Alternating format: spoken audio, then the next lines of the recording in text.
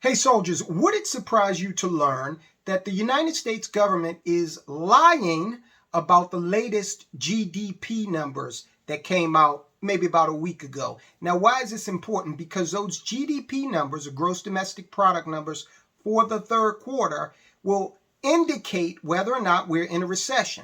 And ladies and gentlemen, we still are. Now, look, I'm taking a bit of a risk today because we're going to release two videos. I don't know how YouTube will finagle that. I hope you see them. Subscribe, share, like this. Hit the thumbs up because this is vitally important to your pocketbook. Now, they're flat out lying about these numbers, and I'm going to show you how. Let's go back just really briefly and go with the definition of a recession, which has been since the mid-70s, 2 consecutive quarters of negative growth. That is the catalyst so that you can define the period as being in recession. 2 consecutive quarters of negative growth. In fact, if you go all the way back to 1948, there is a textbook written by the Nobel laureates, Paul Samuelson and William Nordhaus. And in that book, they define a recession as a period in which real GDP declines for at least 2 consecutive quarters. So this has been widely accepted for many, many decades. And here recently, oh no, you can't define it as that. Now, look at this chart. This is a chart from the Federal Reserve, and you will see the shaded columns are consistent with periods of recession, as have been defined classically as 2 consecutive quarters of negative growth. And you can see in each of these periods, if you go and you look at the history of when recessions were called, they coincide perfectly with these gray shaded columns up until the 2 consecutive quarters of negative growth that we had in the first and second quarter of 2022. And you will see on this chart that that is not denoted. All right. So some people are out there saying that the Biden administration has not pressured these governmental agencies to change the definition of inflation. Well, here it is.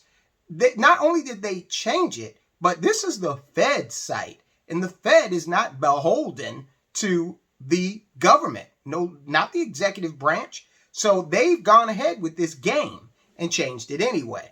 Fast forward to last week when the GDP number was called, okay? Now, what that number is reliant upon is the rate of inflation. The Bureau of Economic Analysis said the U.S. economy grew at 2.6% in the third quarter. So, great, right? It's not a negative number. We must not be in a recession, right? But haven't we been hearing that inflation has been consistently above 8% this entire year? But there's a number now that we're hearing that it's actually 4%, 4.1%. And if you use the 4.1% number, then it's easy to see how they're able to get that in the GDP growth rate to 2.6%. And keep in mind, this same agency used a 9% inflation rate for the second quarter of 2022. So they've gone from 9 to 4.1. That's an incredible drop that certainly has not been reflected in the grocery store. It certainly has not been reflected in your energy bills. Graham Summers is the chief market strategist over at Phoenix Capital. And he puts it this way. Let's say that GDP grows 10% in a given quarter. On the surface, that sounds fantastic. But what if inflation was 10% that same quarter? If that's the case, then in real terms, there was zero growth.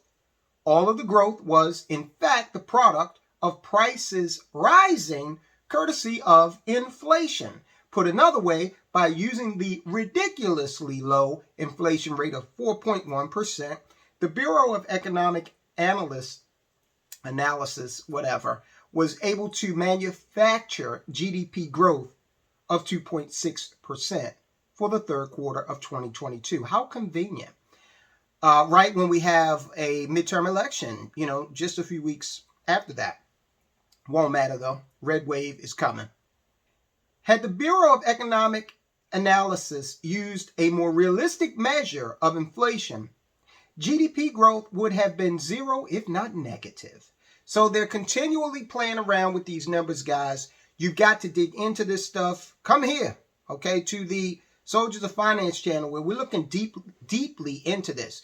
Whatever you do not trust the news media, because two things are going on with the news media. Number one, if you hear anybody on your local news station bring up GDP, turn it off immediately, because I can assure you they don't know what they're talking about. Listen carefully. I used to do local radio, okay? And nice people, okay? There was a station called WBAL. This will ensure I'll never be on their station again.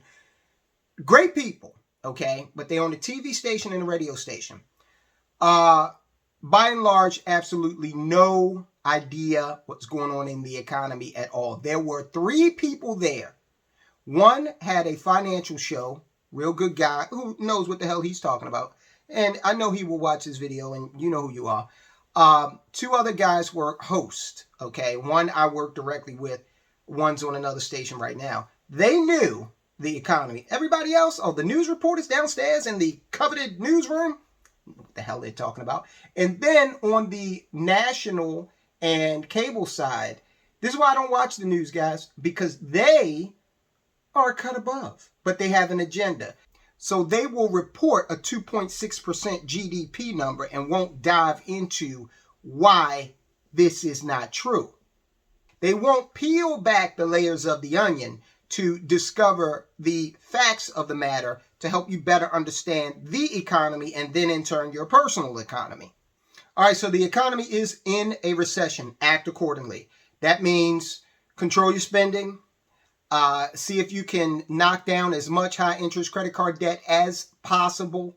And also keep an eye out for bargains in terms of assets. Now is probably, and again, you have to do your own due diligence, but I can say for me, this is not the time to stop regular investment programs, okay? Because even though the market is pretty volatile and has been down of late, if you're dollar cost averaging, then you are putting yourself in a position where you're flattening out that price over the long term.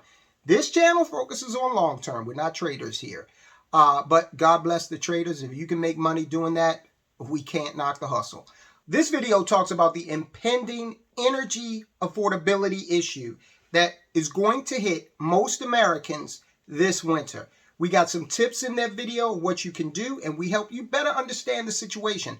Again, so you know how to navigate your way to financial independence and stay on that road to financial freedom. Guys, I'll talk to you soon.